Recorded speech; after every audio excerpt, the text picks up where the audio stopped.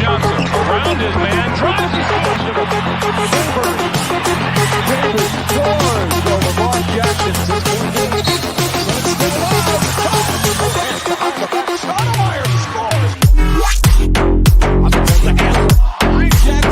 What a defensive effort that time.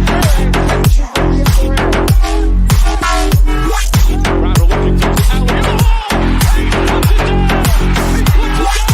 Kevin Durant breaking out here. For the long one, looking at long rebound. Finds Booker. This is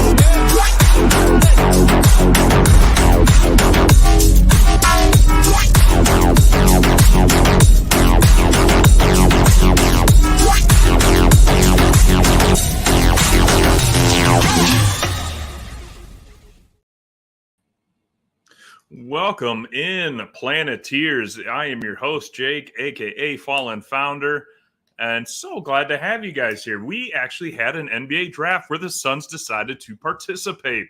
It's always good to see that. Obviously, we had Tumari Kumara last year, and he was very exciting for about the 2 seconds that we even considered him as a part of this roster before shipping him out.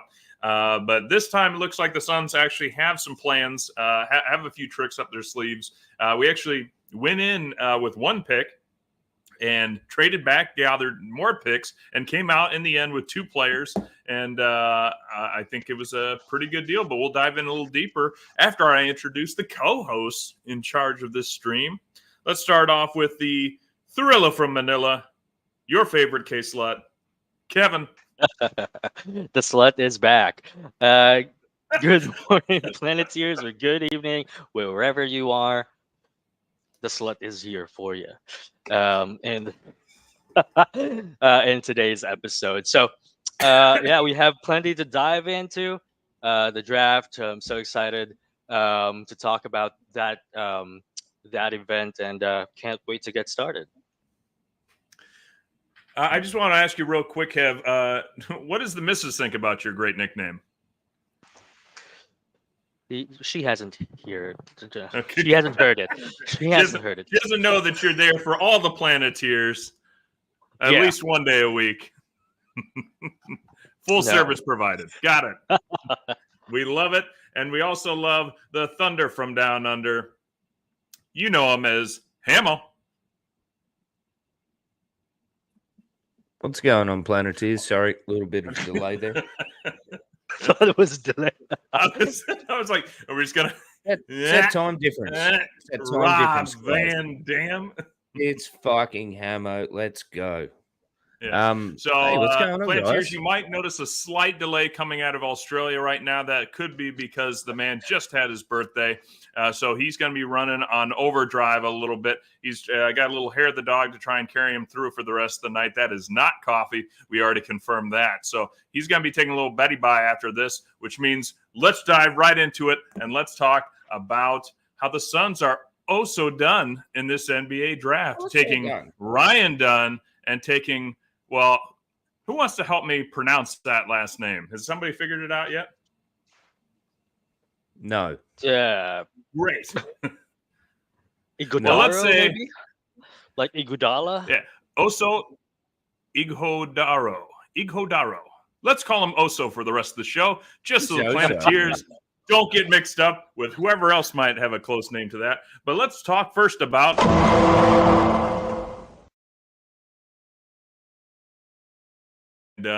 Dunn. Let's discuss who many NBA draft experts are saying is the elite premier defender, not just on the perimeter, overall best defender in the NBA draft. Can't shoot worth a lick, but he falls to us as we trade back into the NBA draft to the 29th spot. So we fell back 7 spots to pick up some more second-round picks because we did not assume that anyone else would need a premier defender, and it seems that pretty much consensus based on everything that we're hearing in Yahoo, NBA Sports, ESPN, The Athletic. They are all very high on him. They all admit he can't shoot, but why do you need a shooter when you have Bradley Beal, Kevin Durant, and Devin Booker, and Grayson Allen on your team right now, elite shooters already. So let's start off with Exactly. Kevin. Kevin, what do we think of the Ryan Dunn pick? Well, heading into the draft, my wish list were Kolek and as well Missy, but Missy was taken before the 22nd pick. I don't remember which team, but he was certainly taken, and then Kolek ended up in the second round to the New York Knicks. But Ryan Dunn definitely can't complain. The best defender on the draft, or in this draft class, as they say, and it's not hard to see why. He has like a 7'1" wingspan, and out of 2 seasons from, is it West Virginia or Virginia? I think just Virginia, Virginia. right? Yep. Um, 1.7 blocks a game, under a steal per game, 5.5 points. So his calling card is definitely defense. And like you said, Jake, why there isn't a need to shoot tons of shots because you have these three guys on our team. So definitely, I love this pick. Um, and I hope he gets minutes as well. I'm not quite sure Bud's history with the rookies if he plays them a lot, but I really hope he gets immediate minutes because I'm really high on this guy. Yeah, well, and let's recap. Yeah, he said over 2 blocks a game and over a steal a game in his 28 minutes played for the University of Virginia. That's in his second season. He is a sophomore coming to us. Not, like we said, not a good shooter. 53% from the free throw line. When this guy does score, it's in and around the basket on attacking the basket. And so he's not, 3-point percentage, 20%. Overall field goal percentage, 55%. But defense is his calling card. Hamo, how important is it that this is who the Suns took at that position? So, I mean, and that's always the big thing to remember, right, is who else was available at 29 for the Suns, and how high are you on Dunn because he was available and taken? I actually am really keen on it. I mean, quick joke. I've been a fan of his ever since his MTV days. Jackass reference for those who don't understand my sarcasm. This guy has who's on that? Ryan Dunn. Love it. Absolutely love it. No, Tell look, us more about the Law and Order man out of Virginia, though, not the jackass. This guy, man. I didn't know much about him at all, and I'd like to thank one of our massive fans, Justin Ingram, for giving me a little bit more insight into the man. This guy has the potential to be a real pest, like defensively, for other teams, not for us. So I think it's a great signing. I think it's a perfect drafting for us. He's very long, man. He's athletic. He loves to move around. I know it's never going to be a true comparison, but I get very, very Dennis Rodman kind of vibes from him. But he's also got that Giannis length kind of KD length kind of to him as well. So I think it's awesome, dude. I really do. I'm super excited to see what this guy's gonna bring for us, man. And we're gonna get to see a little bit of it in summer league. So hell yeah, watch his space. It's a done deal. Awesome.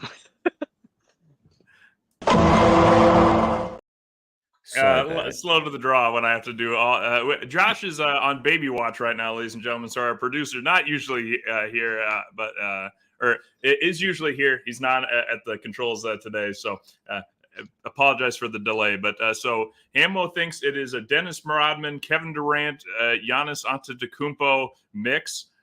I probably would say I'm not that high on him. I would not throw him in that level yet. Wow. But I would say certainly I look at him a little bit more like a bigger, stronger, more productive defensive Josh Okogie.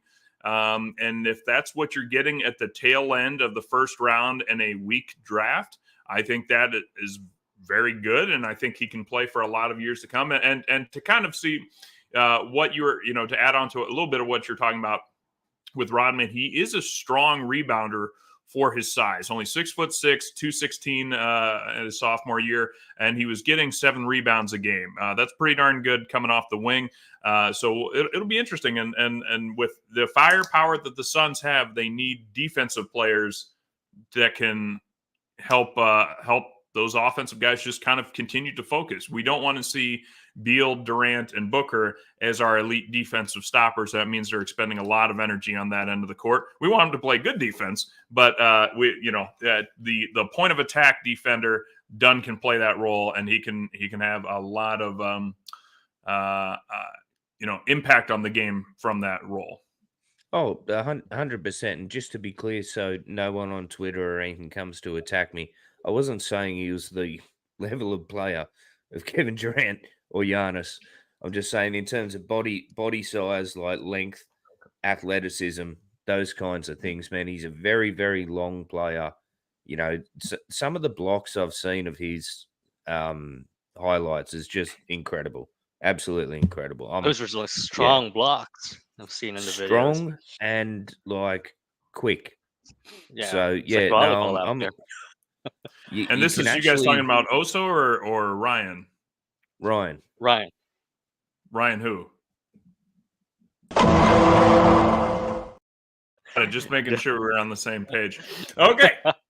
The Suns did not stop there with Mr. Ryan Dunn, though. As I mentioned, we picked up additional second-round picks, and then we packaged some in the future to move back up in the second round to get Oso Ighodaro. I'm gonna say that until I get it right. Ighodaro, but Oso. Good job. Not so sure how high I was initially, because I'm sure, like most Planeteers, we had to run to the internet to say, hey, who is Oso? And probably the right name didn't even come up initially. This guy was not on the top 60 best available remaining draft boards on ESPN. So I'm guessing a lot of us had to do some reviews. And while I'm on the subject, we did ask the Planeteers in some polls, what grade do you give the Suns for the Ryan Dunn selection? Overwhelmingly, 54% gave it an A, followed next by a B grade at 38%. So the Suns Planeteers clearly love this selection.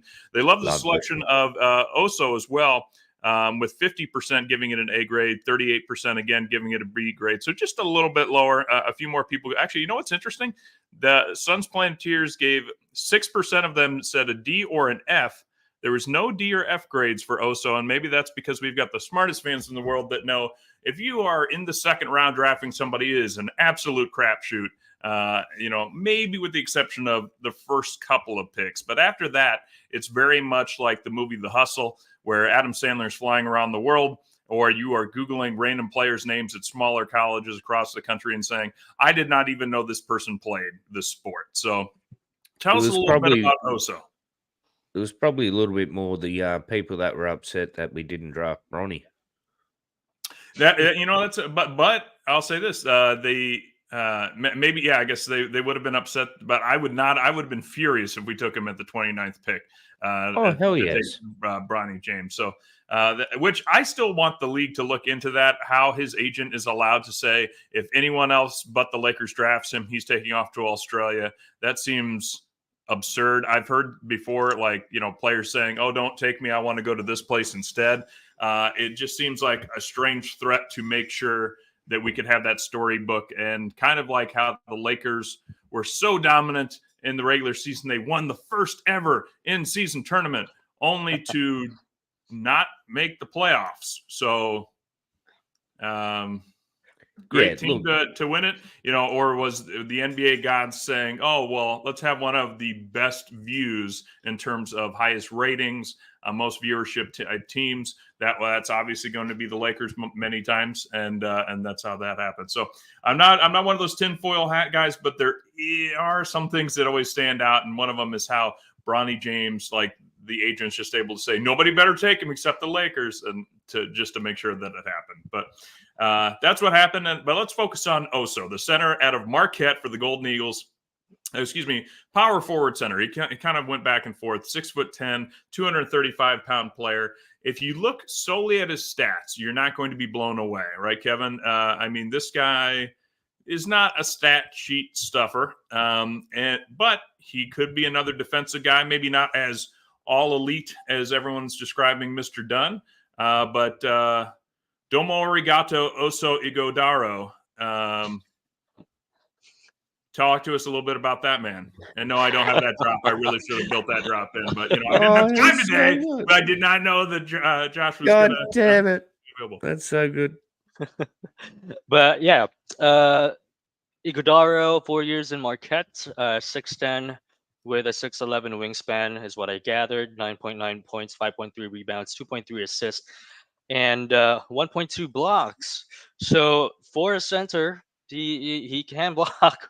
And actually, he's a little bit undersized, don't you think? At 6'10", center, he's a little skinnier than you like to see out of a skinny. senior. Yeah, I'll say that. Basically, yeah. That's what I was going for. Not undersized, thinner. But he's gonna love that Arizona dry heat. Oh yeah, he's from Chandler, right? That's right. If I read it right. That's right, Arizona native. Awesome. And based on the highlights that I've seen from him, he's like a really, really good passer.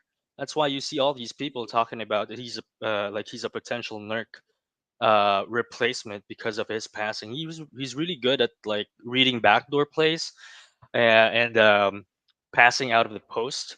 So that's his one big thing, and 62% overall on the field. So I am quite high on him, and I think you're gonna get at his peak, basically. Basically, at his peak, you're gonna get what you're getting out of like a normal rotational piece of center. That's what I think of him. Okay, Hamo, what are your thoughts? Sorry, guys, delay again. Absolutely hopeless. Look, I do not want to get in trouble here, but so for me, the first day of the draft started at 10 a.m. The second day of the draft, I just assumed it was going to be 10 a.m. as well, but it wasn't. So I'm cruising around at work, and then someone gets on the two-way and says, "Hey, Bronny went 55th or whatever." I'm like, when did that start? When I read the name of the player that we drafted, and this is where I may get in trouble, I just assumed someone that had looked like Dragon Bender. I thought we drafted a white boy. I was wrong. And I'm quite happy to be wrong. I would stop digging now because I don't know if you kind of pivoted one way. It's like, I thought he was white. I don't know if it's wrong to say that, but then you're like, and I'm so glad he's not white. No, doesn't matter white or black or brown or yellow or I thought the first time I heard the name, I thought, did we get another Japanese player? And again, Domo Arigato Oso Igodaro. But no, a Chandler, Arizona native. And exactly right, man. Was not expecting the looking player that when I finally got to Google him. But he's solid. He is solid too, man. He's got a great foundation underneath him. He's had a good tenure in his college career, and whether he stays or not, like any of our draft picks or any of our players, except for Bradley Beal, yeah, dude, I really think we did really well this draft. I really do. Yeah. No, most grades I've seen on this draft for the Suns have been, I think, a B on the low end, up to an A minus. The thing is, neither one's a scorer, neither one's a shooter. Oso is a 0% career 3-point percentage shooter. But you know what's funny is that as we were kind of running around, as I was on the Suns Geek, shout out to Suns Geek. If you guys aren't following him, make sure you do. But the Suns Geek channel for live coverage of round 2. And we were all looking around for him. And one of the first draft comparisons that we stumbled across was Oso is a more athletic version of Yusuf Nurkic. To which we all said, no! See what I mean? White boy. Yeah. It wasn't so much that was what they thought. Anyway, it wasn't that. It was more just that was his game. Everyone stop panicking and pass. We're not being racist. I just assumed the fella was a white boy by his name. Let's all move on. We're moving on. And put down the shovel and walk away from that hole, Hamo. We've got you covered. We have identified there's a hole there, and we're not going any further down. No, but no. They describe his game as being modeled similar to Yusuf Nurkic's. Nurkic obviously is a big body, sets very good screens, and they talk about passing angles and setting those screens to create opportunities for other scorers. So it's kind of an intangible type thing. It's a part of a skill set. It's a part of a skill set that really doesn't generate anything much in the stat box beyond a couple of assists from just describing that. But kind of as a secondary skill, they talked about him having a very solid float game and tossing up little floaters near the basket. But they said more athletic than Nurk, so expect to see him go up and slam the ball in. And we know Nurk had a little harder time getting up off the ground with his bigger body. I mean, Nurk is close to 300 pounds. He's 280, 290, I think is what his build weight is. And Oso is closer to 230, 240. So a lot less weight has to come off the ground every time that man jumps. And that's a big difference. So if you're looking for a screen and roll guy that can actually, go and attack the basket, Oso is going to be capable of that, especially moving forward in this type of an offense. What's a little concerning, and that, again, a good defender, not necessarily a great rim protector, but somebody that can stay in front of a lot of players and switch onto a lot of players. So I think that was kind of the key that the Suns keyed in on, which was defenders that stay in front of their players. And think about it, actually, it doesn't sound as exciting as like, oh, we got such and such guy. This guy lit it up from three. But what was the type of things that we were complaining about the most last season? It was, why do our perimeter guys get blown by, which causes the defense to collapse and somebody's open? There's either an open guy under the basket or an open kick out shot. And the Suns went out and drafted two guys that stay in front of people. And Dunn can actually be very disruptive, not so much Oso, but he's not going to get blown by as much. And, I mean, that's so important. I mean, look at Luka in the NBA Finals. Like, I've never heard the expression, I think it was called blown by statistics. And basically, the amount of times that man just gets completely turned and has to start running back towards the basket because he can't stay in front of his opponent. You have to have a Luka-type offensive game to make it in the league if that's how bad you are defensively. The Suns got guys defensively that can hold their own, and they can let our star offensive weapons remain being star offensive weapons and not have to worry about, KD better make sure he's sharing with Oso. So I was very excited about it. I'll be honest, I don't know anything about some of the two-way guys that we've been looking at or, that we signed, apparently Jalen Bridges. But we can talk a little bit about that towards the end of the show.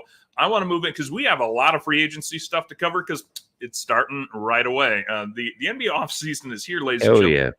Yeah. After we took a few weeks off and kind of slowly started ramping back up, it goes draft, free agency, summer league very quickly. And then we'll hit the true dog days of the NBA offseason where people go into weight rooms and nobody gets to see what's happening. Everyone's going to sign Paul George.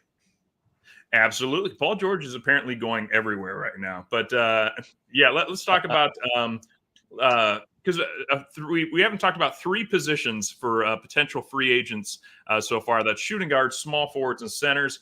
We're going to tackle shooting guards first in this segment. And to kind of keep the thing running, we're only going to have each guy talk about one shooting guard of interest that they have. And let's start with Kev. What do you got for a shooting guard to come in and replace Devin Booker. Just be honest with us. That's what you're looking for. Well, you took my guy, so I'm gonna have to go further down the Lies. list there. Your name was not on that. You had like 10 guy names on there. Who cheated on who? What? K Slut wrote down 10 guy names, and he's like, "They're all mine." And he got. Oh, upset sorry. for You that. said you took his guy. I was just Well, I was being very kind, and I was hoping that you'd tell me that no, go ahead and pick yours before us. But no one told me that, so okay, I'll just no. run Like fuck a few Kevin. names over here. Move on. I was going to say that we're quickly learning the difference between Filipino, Australian, and U.S. culture. It's just like I made a list, but I was hoping you guys would then look at the list and say, "Well, why don't you choose first?" That is not how we do it. You built a list, and I'm like, "Fine, I'll take that name. Go." Well, we're both Thank you very much for generous, your.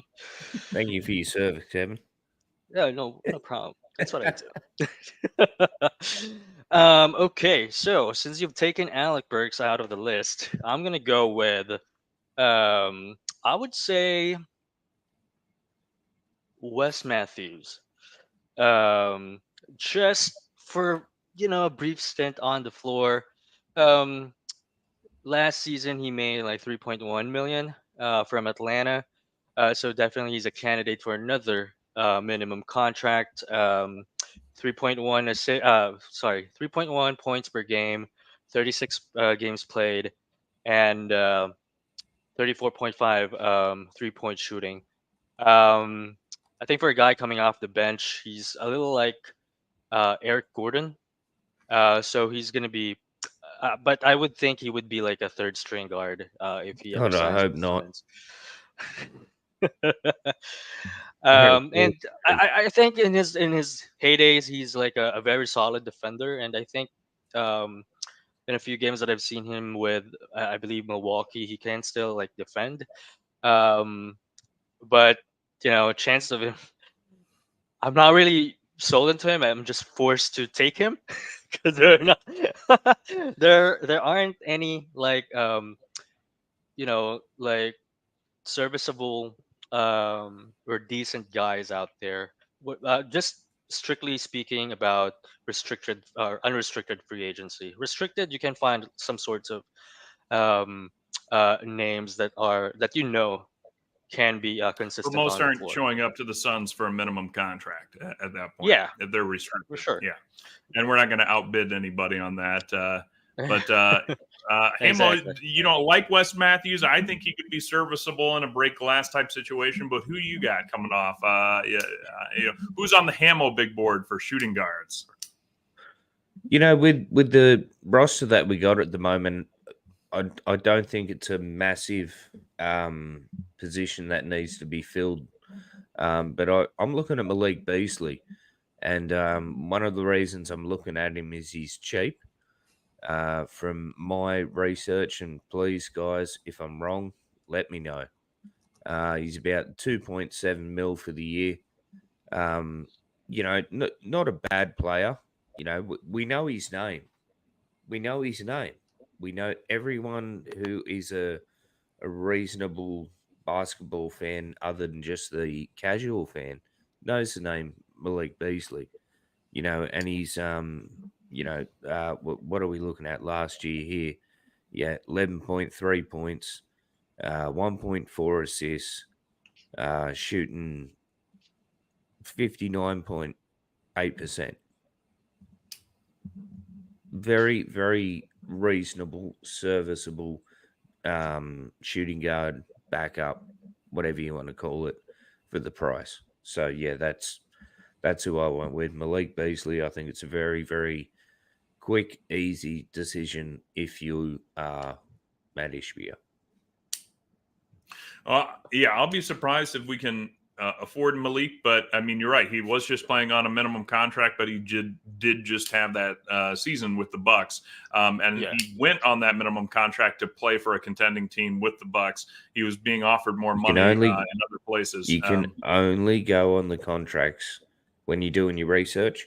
You can only go on the current contracts. So, yes, observation, yes, future thought, but currently, that's what he stands to earn next season.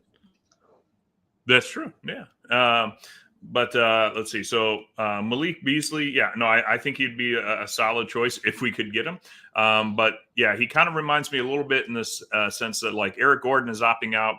I think more because he probably just doesn't like his fit in Phoenix anymore. But there are talk that other teams would be willing to put in a little extra money than what he was going to earn in Phoenix. And that's why I kind of think that Beasley might kind of want to do something like that too, is make more money for another contending team if possible. But if we can get him, Totally. that would be great. Totally. I get it. It goes back to the other week, last week or the week before, when we were talking about Alvarado. You know, Oh, exactly. Yep. you're looking at his current contract, and you're hoping no one else understands his worth, because I'd really like that guy for cheap. Yeah. Well, let's see. So on my deck would be Mr. Alec Burke, Alec Burks, aka Houdini, aka AB, aka A Buckets. Thank you, Basketball Reference, for telling me 3 nicknames that I'm guessing he is never called. Well, maybe AB, I guess. But Alec Burks, The Magic Man. 6'6", 214 pound, 32-year-old, soon to be 33-year-old. Has had a long career coming into the league and playing in the 2011-2012 season at 20 years old with the Utah Jazz. Used to be more of a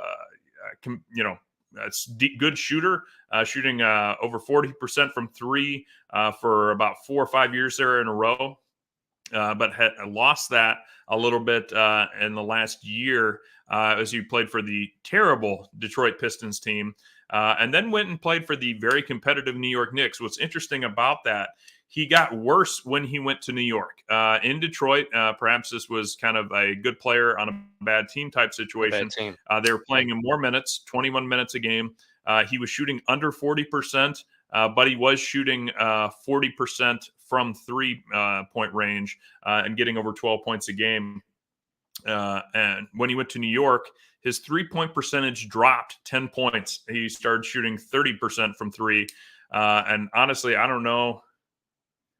Yeah, he was not any better from anywhere else. He was shooting just over 30%. So, is his career winding down? It seems like it. I don't know how competitive he's going to be, but it could be a situation where in the right system, he can be a little bit more about, what is happening in Detroit than what was happening in New York. So, a lot of things for sure. And he's really like a streaky shooter. There was one game, I think, in the playoffs that he just came in and just scored like 10 points in a row. There's a stretch there, but I'm really high on him. Last year he shot like 37% from 3, but not as high as Malik Beasley. Hamo, he shot 41% on threes last season. All right. Well, let's talk small forwards real quick. Hamo, let's mix it up. Who do you have as your favorite small forward that the Suns should try and target? This is an ongoing thing, isn't it? Where we try to bring back previous Suns, but I everyone seems to be cool with this for some reason. I'm going with Torrey Craig. Once again, cheap. Torrey Craig's expected to earn $2.686 million next year, so not a massive money hit to us, especially in the second cap level that we're in at the moment. But this is a guy. He's had 2 goes at Phoenix already. He's a fan favorite in the community, in the fandom, and man, I'll tell you what, if it's a Torrey Craig we've seen in the past, I think it's perfect. I really do. He just fits. He just fits, and that's the most important thing. He just It's a side note. I would throw more of a Torrey Craig at a 4 position anymore, just because of his age, but no, he would certainly be able to kind of guard any perimeter wing as well. So I think he could certainly play out there. I'm not so sure how well he did out in Chicago, but I do want to announce because it's important to explain where we come up with great title names. Mr. So Says Jay did say that the Suns did they done so well in the NBA draft, and I think the Suns are so done with the NBA draft. So a slight tweak, but borrowing the brilliance, and it's like enhancing it. He had the I don't know what would be a Big Mac. I had the Whopper. Mine's just a better version of what he was putting out. So forget that, man. Get love Carl So Jr. Says Jay and the Fanning the Flames guys, but no, absolutely. That was totally their original usage of, hey, how can we blend these names together a little bit and come up with something? So absolutely on credit to Justin where it belongs. All right, so Torrey Craig, re-signing, as Huntstar points out, Josh, on Baby Watch says, so nice you signed him thrice. I like that. And like we've already said, hey, it's tough on these guys to kind of keep moving around the country. And okay, I want to make sure Ham was okay there. Yeah, sorry, guys. But like I said, Torrey already knows how to. He already knows the housing market in Phoenix. He already knows the neighborhoods. It's a little bit easier when you show up to a place that you can kind of get a little bit comfortable and all of a sudden show back up at, I don't know, your favorite coffee shop and your favorite restaurants and feel like a little bit more comfortable than if all of a sudden you're in Toronto and you're like, the milk, it's in bags here. I don't understand how this works, Canada. So it could be a good thing to see Mr. Craig again. But hang on, Kev, oh yeah, milk comes in bags in Canada. It does. Yeah, we put it in jugs in the U.S., but you get a bag of milk if you're in Canada. A bag. Yep. All right. Well, there you go. That's something new. Hey. We have to have a Canadian guest on at some point so we can have a Suns Planet visit got Canada. One in the pipeline. But Kev, how do you like your milk brought home from the store? And who's your favorite small forward that the Suns should target? My milk always comes in a carton, like those cartons where you like cardboard. Make a spout. Yeah. Okay. I always get the bigger jugs. The bigger jugs. We can't always be so lucky. Where is this pod going? It's milk. Keep up, Hamo. Tell us about your favorite milk man at the small forward position here. Can we get Kyle Lowry's butt again over here so that we? Oh yeah, exactly. This is where Josh would get come off in jugs. And just We'll start dropping random guts. like milk things into the presentation. Wait to ruin my next segment, Kevin. Going back to the topic, I have Derek Jones Jr. fresh off a finals run from Dallas. He only made $2.7 million last year, which is obviously a minimum contract, and 8.6 points per game and over 76 games played, 3.3 rebounds and 34% 3-point shooting. But of course, his main calling card last season was as always, were catching lobs and being a high flyer out there. But I think he improved his 3-point shooting a lot, especially with playing with Kyrie and with Luka.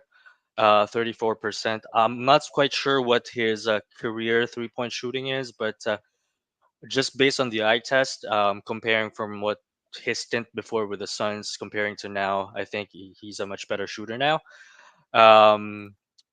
Another well, actually, we just have to discuss one, right? But yeah, he's my guy. He's my guy. That's right.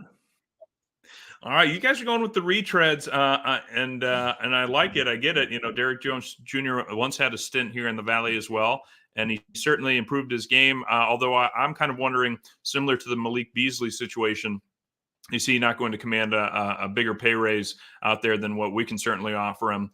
And that's the problem. If he can't get more, does he choose just to not uproot himself from Dallas and stick around? So that'll be interesting. But my guy, a little bit different, Admiral Schofield.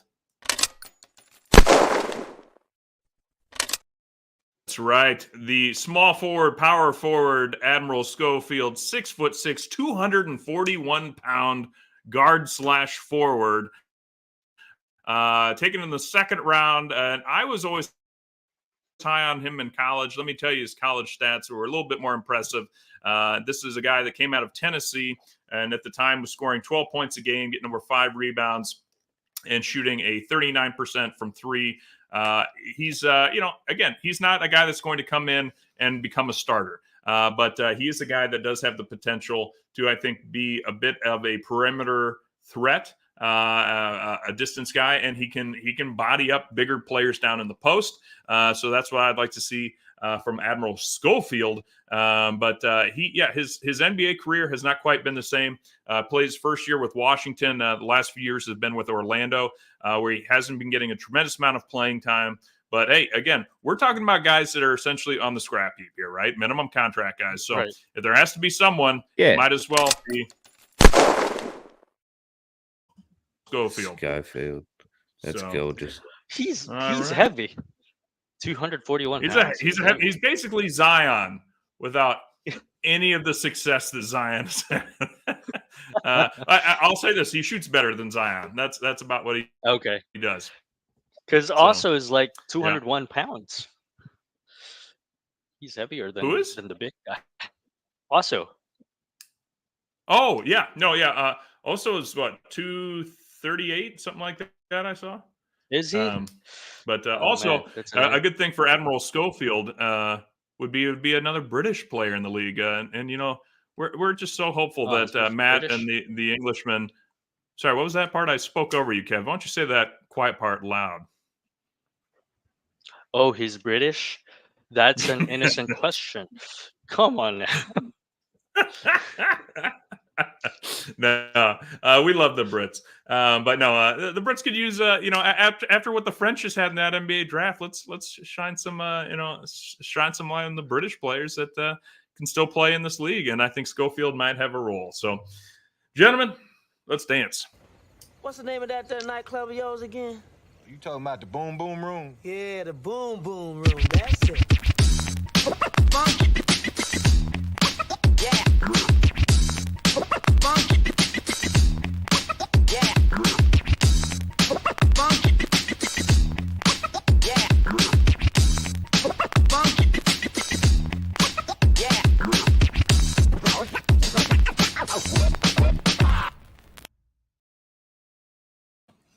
All right, now that we got our blood pumping a little bit, let's cut into some quick takes and quick updates as we head into the NBA free agent season. Eric Gordon, as we had reported on last week, was planning on opting out. It has now officially been confirmed he is opting out of his contract, not expected to be returning to the Phoenix Suns. We talked about it a little bit last week. Do you guys have any parting thoughts for the man now that it's officially official? Go on, Kev. No, just best of luck out there.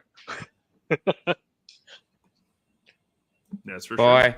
Based on a book by J.R.R. Tolkien, a new movie from Peter Jackson. Eric Gordon starring as Samwise Gamgee and Frank Vogel starring as Frodo Baggins. The Lord of the Rings. I can't carry it for you, but I can carry you. Come on! It's so sad that they're both not returning in a way, but perhaps Eric Gordon will find himself on a Frank Vogel-led team. Maybe Vogel goes to Detroit and takes over the Pistons' reins, and Gordon ends up there. But it is said that Gordon is expected to be pursued by multiple contenders. We'll see what he's going to be doing. But from what I understand, he's off to go play in the Bahamas for the national team, which has been quite competitive of late with Buddy Hield and DeAndre Ayton. So good luck to him. Sorry it didn't work out here, and perhaps it was just about 8 to 10 years later than we wanted it to be, which is right. All those wasted years in Houston post James Harden era. Oh man, such a waste. For sure. But we have some more news as well. The other news, of course, we already knew about Drew Eubanks, and we've already talked about Drew Eubanks, so we'll skip past that one. But the newest news, the guy that I was very concerned about as soon as we picked up Mr. Ryan Dunn, was Josh Okogie, and Josh Okogie has chosen to opt out of his contract. He was going to get a little salary boost had he opted in, but what I am reading online is that the Suns have early bird rights. They can essentially go a little bit over to bring him back, and I believe they're expected to compete for him. I don't know how many other teams are interested in a Josh Okogie type, and I don't know if Josh is looking for a change of scenery. But good for him trying to get a little bit more of a payday. I hope the Suns do bring him back and offer him that bigger contract because a Josh Okogie, Ryan Dunn type situation, and maybe we've talked about Chris Dunn at point guard too. We could have an extremely potent defensive second unit that, when blended in with that first unit's firepower, we could punch you hard right out of the gate and then grind you down defensively. As our offensive weapons kind of recharge. So could be pretty exciting to watch. It's an Okogie done deal. Okay. We actually it's better and better. I'm trying to remember. I don't think we have a Josh Okogie drop. No, we did, didn't we? Oh, that's right. We had to tweak it up a little bit, but okie dokie, Dr. Jones. I hope we get okie dokie Josh Okogie to come on back for another run because, especially because Ryan Dunn is, he's I got to keep doing this now. Dunn is 2 inches taller than Josh Okogie. He's a bigger body than Josh Okogie. Josh can really be very aggressive. Yes. Wait, Dunn does? Excellent. Sign him. $10 million a year. Oh, you like Okogie's butt? Oh, whoever's got a big butt. Got it. That makes sense. What is it with this pod? Josh on the perimeter messing around with the guards is a little bit better than we were playing him at the 4 position a lot, trying to go after some of the power forwards in the league. That's where he was undersized. He's a good rebounder for his size, but it's a little bit unfair, I think, sometimes to ask so much of Josh Okogie. And so with him and Dunn flying around instead of just one of them, I think could be very chaotic for offensive units, especially offensive second units to try and score on our team. So, Kev, are you with us that you want to see a little bit more Josh Okogie in Phoenix? For sure. That potential lineup that you're saying, and that's outside Royce O'Neal. We haven't talked about him yet. And Royce is a pretty good 100%. defensive guy. So certainly the Suns have the ability to mix and match based on nightly matchups. So there's really a great advantage there. And I'm with you guys. I want Josh Okogie back because he can rub some of those defensive philosophies that he has on the rookies. Maybe share some mechanics. So he'd be and I think just based off his aura, he's a pretty good locker room guy as well. So that's just me though. I think I'm with a guy like Josh Okogie, it's hard not to play harder when you see him spending so much energy, stripping players, intercepting passes, going after teams. It's hard not to get fired up watching that. And that's what we need is a guy that can come up. If you're not going to be a microwave scorer, you have to have that high motor to be an important second unit player. And I think Josh Okogie brings that aspect with his game. Right. All right. The other thing that we're all kind of going to be on watch for is to see if this guy is going to come back, but we can only offer him a minimum contract.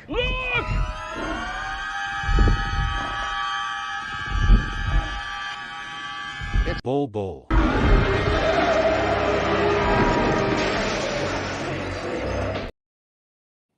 It's been a while since I've seen that one. It still brings a smile to my face. I love a Ghostbuster reference. The greatest. Bull. I think it will be. I saw Gerald Bourget of PHNX talk a little bit about this. That the Suns are still very much interested in bringing him back. Unfortunately, it would just be for a minimum contract, which would, I believe, be a slight step down in what he was getting paid. Usually people don't like to come back and continue to do the same job for less money year over year. But I don't know what the league's interest is going to be in a bowl type player. He certainly showed that he is he's not as bad defensively as it looked like before he joined the Suns, and he really had some effective offensive moments as well. So instead of, do we want Bull back on a minimum contract, which I think we're all willing to accept that, do you think it's likely that Bull comes back? And Ham, I'll start with you on that one. Oh, you started with me because you know that Bol is I'm passionate about Bol. Yes, I really do think that the Suns go out of their way to do everything possible to re-sign Bol. He had one of the greatest seasons he has had in his career. He's only getting better. He's still young in terms of NBA. Yes, 100%. All signs point to yes for me on Bol. There is no reason not to. Now, his close relationship with Kevin Durant, his off-season work with people like Coach Fisdale, assistant Coach Fisdale. Yes, Bol will be coming back. I think the Suns will make everything possible to bring Bol back. Okay. Kev, where do you put the percent odds at? And you are on mute. Not just me. Take that. Yeah, but I think it's going to be 70-30. I think 70% he's coming back. We've seen players like stay on one team and take less money just because of their situation there.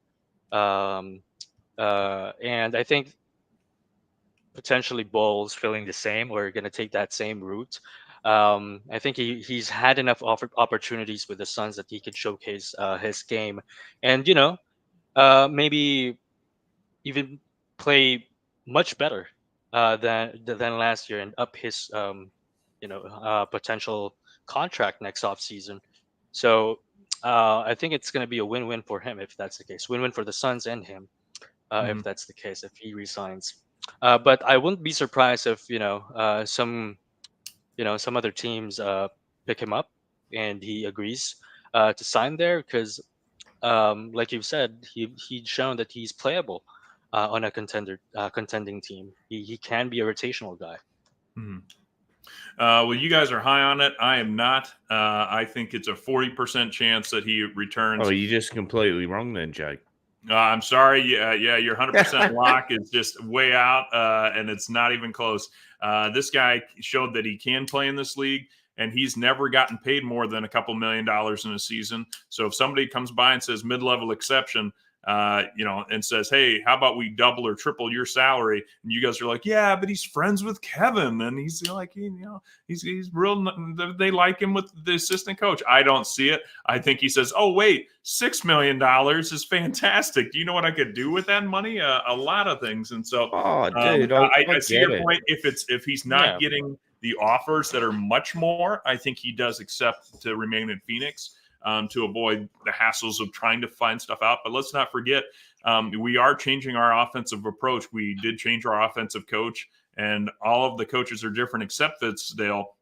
So we don't know what Bol's rotation is going to look like in this offense. So I'm sure he's thinking a little bit about that, and I guarantee you his agent's calling everyone up saying, if you throw a lot of money at us, we're gone. But if you throw a little bit of money at us, we'll probably stay. So I don't think it's completely out of the question. But I agree with Gerald that it's going to be a harder task to try and bring him back. And I don't know if enough Arizona steak dinners and, billboard signs to try and say, hey, we love you, Bol is going to work. It's a big billboard. That's kind of thing, right? We're going to have to do the side of the buildings, like one of those vertical posters instead. All right. Anything else on that one? Or are we going to move right into centers? I really think Bol doesn't want to leave. I don't know. I just get the vibe he doesn't want to. But yes, let's move into centers. Okay. you didn't have a good transition, so I figured that would work. But let's talk a little bit about centers and a big man to back up Nurkic. Now that Drew Eubanks is Eubanks for Suns fans, who do we want to get those backup minutes? Because they're going to play a critical role. Now, it's going to be interesting. I don't know if Oso is going to be a shoo-in to be that second center to come in and play. So who do you guys think is gettable on a minimum contract? Kev, let's start with you this time. Who are you targeting? I have Mo Bamba on my list. Mo! Yeah. Check out the leaderboards of Mo. So, sorry, that was Nick. do you guys Mo not money, remember that? Mo Was that not problems. popular with the aggro crag? It's called Guts on Nickelodeon. Guts. And kids from around the world would travel to compete in these games, and then they'd have to run up a mountain. And the host would always say, "Let's check out the leaderboards with Mo." And so, sorry. Anyway, Mo Bamba. I'm sorry, Jake. It's just my references for Maybe. Nickelodeon is like just SpongeBob or the Avatar. Oh yeah, you were in the decade drought of no new content except SpongeBob. Yeah, no, that's fair. So Mo Bamba from Are you ready, Philadelphia kids? last seasons. Yes, I am ready. I can 2.3 just million. imagine Kevin answering it very politely in front of the TV every day. Yes, I am, sir. I'm ready to see that pineapple under the sea. Continue with Mo. Mo Bamba, Philadelphia from last season, 2.3 million was his previous salary. 4.4 points over 57 games played. So he played well amount of games last season, considering he's injury prone. And then 4.2 rebounds and over a block a game. And get this, 49% from the field, 39% 3-point shooting. So that would be a welcome addition if we have a big man who can shoot from the outside and stretch the floor for us, opening up, a lot of things for our shooters and as well as our cutters. So he's he's like a low risk, high demand, low risk, high, what's that other? Reward. High reward type of player if you get him. I'm so sorry. I'm not good at Don't be sorry, man. those catchphrase. But yeah, I think he can be a solid pickup for the Suns if he can be gettable at that minimum contract. Yeah, and I think it's a possibility. 100. It would certainly be a step back in his career that he is not able to get it done. But I mean, he was taken in the 2018 draft as the number 6 overall pick. And as you may remember, that was the year that we took DeAndre Ayton number 1. There were some people thinking that, they were talking about Luka, DeAndre Ayton, Trae Young, but Bamba was getting a lot of consideration to go higher than he did. It wasn't as loud as the other guys, but I do remember some people thinking that he was going to be the most talented big man, and now he's out here maybe looking at minimum contracts. So I agree with you. Low risk, high reward type player. See if he can fit in, and something to unjunk the middle so that we can attack the basket a little bit more would be good. And the man likes to stand outside and shoot, shoot deep twos and long threes, kind of like DeAndre Ayton used to, and we'd get frustrated. But that is Bamba's game, and that's why he's on a minimum. Potentially. So I said this the other week too. Sorry, Jake, not to cut you off, but I said this the other week as well when we were talking about previous history and talking about bowl and stuff. They had the combination there at Orlando where it was Bowl, Bamba, and Jonathan Isaacs, and the word was that they could stand wingspan to wingspan and cover the whole court. Now, if we had the combination of Bowl and Bamba, geez, that's literally a big deal. We did cover the length, the width of the court, but they were not a great defensive team. Which is just goes to remind you though that injury prone too. But I'm just saying, like size wise, length wise, like that is a big team. You know what I mean? It's going to be a big and long team. That's what I could say. But it doesn't necessarily translate to good defense. Being long and being tall, and that's basically Mo Bamba. He's skinny and he can be banged. You know, banged by other what do you call him? bigger Yeah, no, bodies. keep going with this, Kev. Where are you getting at here? You call him You Bobo can get banged. fat? No, You can get banged by a lot of other dudes, and by banged oh you my mean goodness. talking about the Oh other my way. goodness. I Gets out here remember fat the shaming Bobo. Hey, slut, get your mind out of the gutter. I remember I remember Charles Barkley talking about being banged, Right? and then No, that's what I mean. Shaq was You just see, when you're laughing. banging a guy down low, and he's got Yeah. his body on you, and you're banging him. No, Oh, what a gem! But that yeah, is Right, exactly I'm what out. Hamill thinks of when he goes after that big butt at Kyle Lowry stuff, and we all know it, well, which is why he had to Someone take a said step butt. back. what I But meant to say was like he can be easily like pushed by heavy guys down in the post. So I think I think we knew and what you were saying. okay, The more you okay. explain You it, get- though, the more we wonder if gets you bullied. for sure saying that. Yeah. He gets Oh my bullied in goodness. the post. He can get bullied on the post. Exactly. Thank you, Hamo. Yeah, So, you're right, but brother. and he's injury prone. I think that's what's blocking him from getting that at least mid-level exception deal. Um, his availability and he's not necessarily defensive liability, but he can get pushed around the basket. Okay. Give him a second Ammo, chance, who man. We'll do you see want what to happens. come back in? You're looking for somebody that doesn't get banged a lot by other dudes, but you're looking at a retread. Talk to us about JaVale McGee coming back. Look, man, you know me. I've always said this. It's the eye test for me. It's not about stats. It's not about numbers. It's not about money. It's about heart. Now, if anyone remembers the JaVale McGee era Suns, whereas hey motherfuckers, he's hyping people up. DeAndre's walking around on all fours, barking like a dog. Everyone except for Chris Paul was getting into that. And that to me was a personable thing. Like that it was a team, man. It was a team. It was heart. It was absolute just camaraderie. So for JaVale McGee, look, once again, cheap. And that's cheapish. Just over 6 mil is what we're looking for JaVale.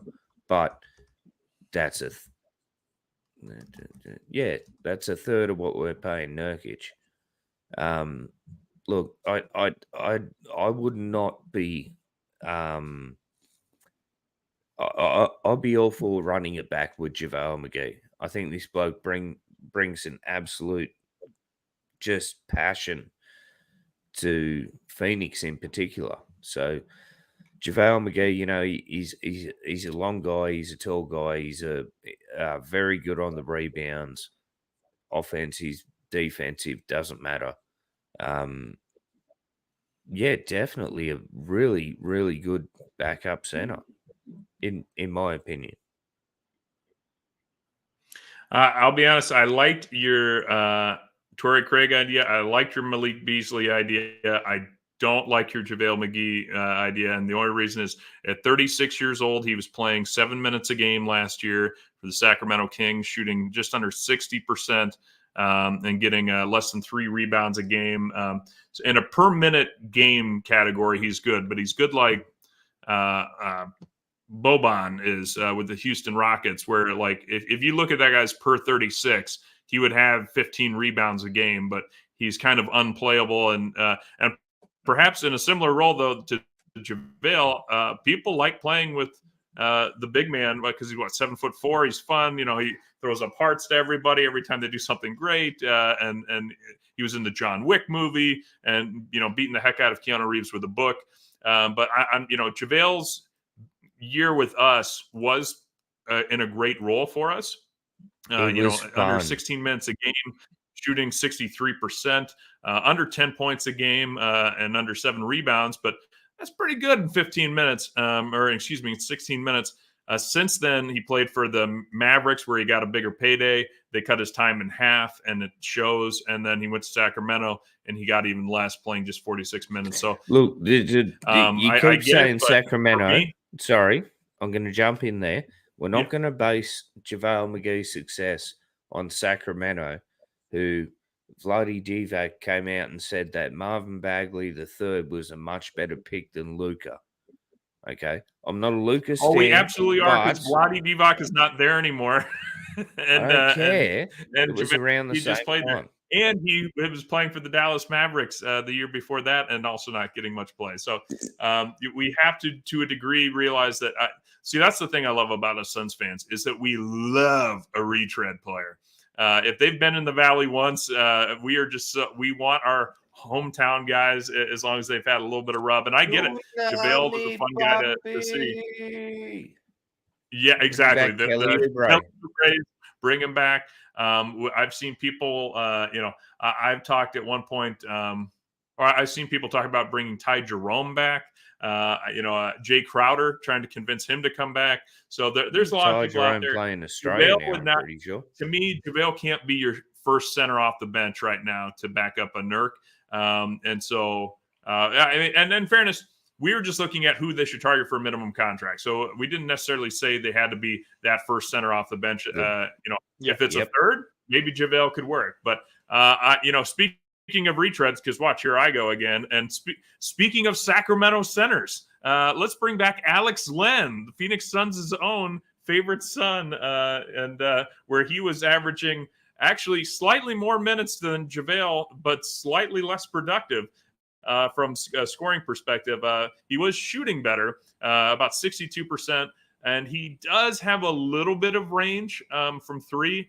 Not much. They kind of cut him back the last couple of years, but before that, he was starting to fire off about one a game. Alex Len scoring 2.5 points a game and just getting under 3 rebounds a game.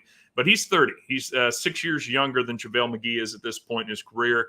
Len's going to be lucky to, I think, get a minimum contract somewhere. So I think it's certainly gettable.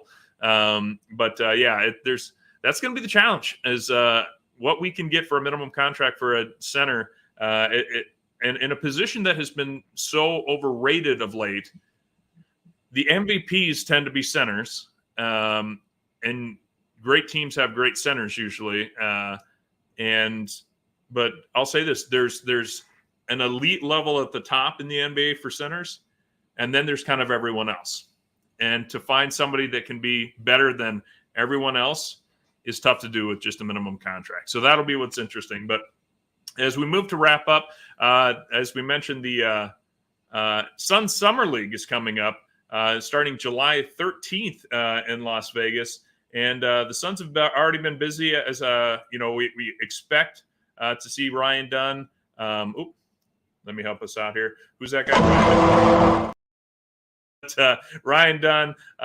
We expect to see also Jalen Bridges signed a 2-way contract with the Suns after the draft finished up. And the Suns also picked up a Tyrese Samuel out of Florida and a Boo Buie out of Northwestern, a fifth-year senior. So those are a few of the names. Again, I'm not familiar with most of those guys. The other guys we didn't talk about, I'm not familiar with them at all. And I don't know the rest of the roster yet. So to kind of close us out, or before we say our goodbyes, I'll just ask you guys this. What do you want to see from Suns Summer League? Let's start with there, and let's start with Kevin. Yeah. Basically, I want to see our rookies. I can't wait for that July 13 game to open up the Summer League. I want to see our rookies, how they compete, and their mechanics as well. And oftentimes these players that come in the draft with a defensive mentality, they're often the guys that are like ready for the big boys league.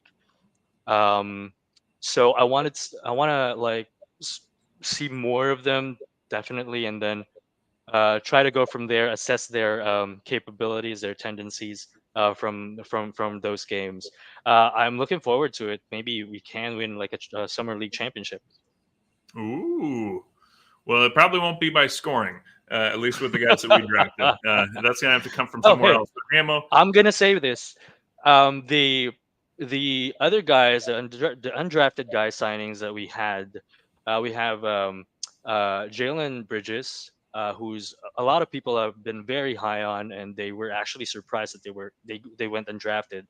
He's a 6'9", 6'7" forward, 12.2 points a game and 41.2% in 3-point shooting. So he can be a guy that can be converted into a two-way, or not two-way, but can be in a roster for some stints. okay.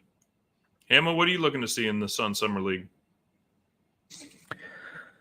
I just want to say, for anyone who's thinking about getting into podcasting, media casting, anything like this, don't get someone to be one of your colleagues that's a lot smarter than you, because it makes your retort redundant. Kev nailed everything there. He really did. Summer League, yeah. Kevin, you're fired. Yeah. This is my last pod, ladies and That's gentlemen. right. Thank you, Philippines. Yeah. I'm going to bring in Matt from the UK to replace you. No, look, look, it's exciting. That I haven't been excited for Summer League for a while. It is exciting, man. I'm really keen to check it out. I'm keen to check out what all of our guys are, but the problem is I've been researching for like 12 hours. I cannot find a complete roster. It's not built yet. Well, that's how am I meant to analyze it? You're not supposed to. I'm just asking you what your hope to find it out through Suns Summer League is. No, yeah, well, it's hard to. And we've got 2 weeks before that roster will play, whoever they are. Yeah. Nah, look. So we only know those 3 additional players the Suns brought in, plus the 2 guys we drafted. Yeah, it's. I'm excited. I really am. It's Suns, man. The off season felt like, oh god, there's so much going on. And then it's like, now there's a lull, and it's like, shit, I can't wait for Suns content. Hell yeah. Yeah, there was a lull. I'll say that the lull left. The lull left with that NBA draft and the free agency that's been heating up, and DeJounte Murray getting traded from the Hawks to the Pelicans, and Paul George, is he going to be a warrior and help Curry compete for one more ring, or is he going to go to the 76ers and work with Embiid and Maxey? There's Russell Westbrook apparently now is going to be staying in LA. Paul George and Ben Simmons are going to go play with Dwight Howard in his Taiwanese league. All right, that's it. You don't think Paul George is going to get another maximum contract, huh? I fucking hate Paul George. Sorry. I was going to say, I don't think he's going to be out of the league. But you did say it's 100% guaranteed. Boom, boom, Bull is back in Phoenix. So you speak with a lot of confidence on some of these things. I'm still standing by that. Yeah, Bull will be back. And Paul George will be with Dwight Howard in Taiwan? With Ben Simmons. Hopefully. Oh, okay. So it looks like... I don't think it. I think Paul George should go be a second or third option for a major contending team. But we'll see on that. My hope for the Suns Summer League is I want to see who on this team can shoot. They're not playing with the Suns' big 3, so can Oso create any offense on his own, or is he simply a passing big man?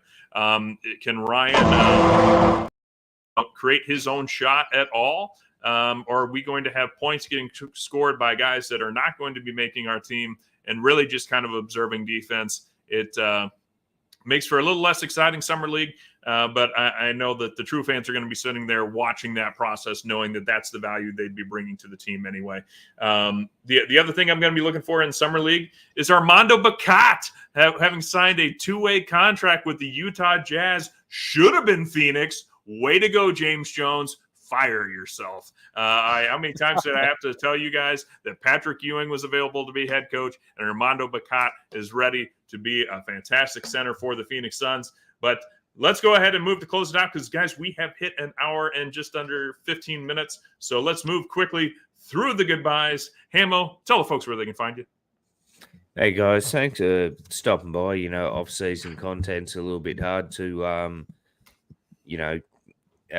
bring you guys the best, but hopefully we did. You can find me at Sir Hamo on Twitter. Please, guys, jump on in.